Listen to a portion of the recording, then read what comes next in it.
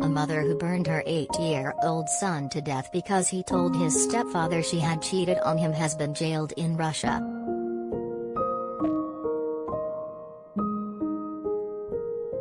Anastasia Baulina, 32, a cashier from the Kursk region near the border with Ukraine, admitted to dousing son Andrey with petrol before setting fire to him with a match.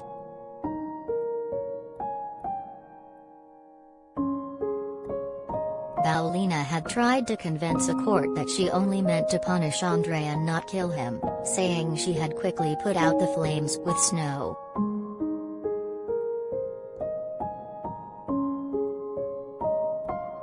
But judges dismissed her claims after 12-year-old daughter Natalia recounted how it was actually stepfather Pavel, 35, who extinguished the fire.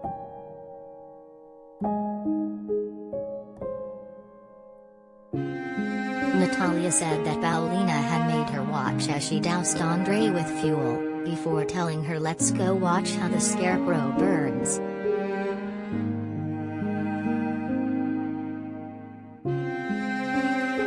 In a reenactment that was filmed by police, Baulina demonstrated on a plastic dummy how she poured petrol over Andrey's head.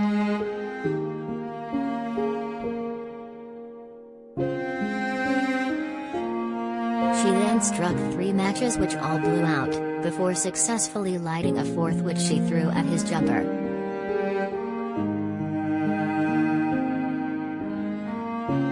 She recounted how Andrey had run screaming into the garden and fallen down on his hands and knees before claiming she covered him with snow.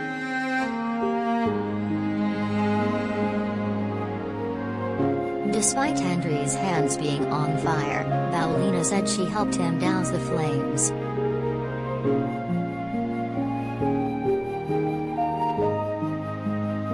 But Natalia gave a very different account, saying it was actually Pavel who put the fire out after he heard the boys' screams and came running from inside the house.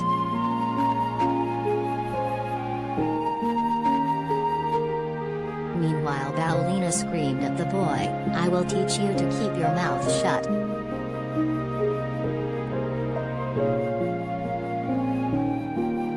Natalia added that Andrey had begged his mother, "Please, don't," before she lit the match, but she had ignored his pleas.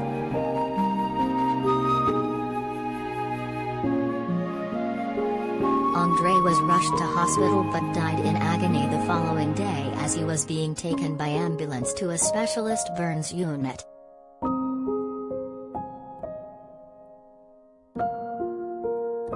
The court also heard how Baulina had earlier held the boy's hand over a gas cooker flame when he took food from the fridge.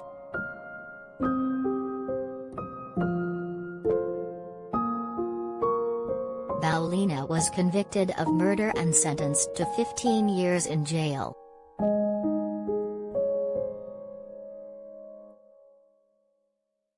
She also denied adultery, though evidence collected from her phone showed that she was in another relationship.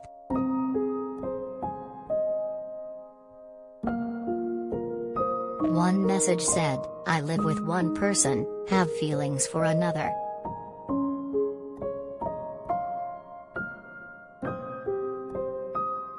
After being sentenced, the killer smiled from behind a mask as she told a local newspaper, "I'm not guilty of premeditated murder, for sure."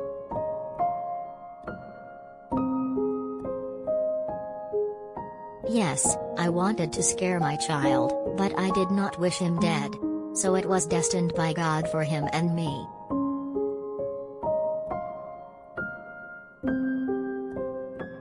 Her husband used his constitutional right not to testify at her hearing.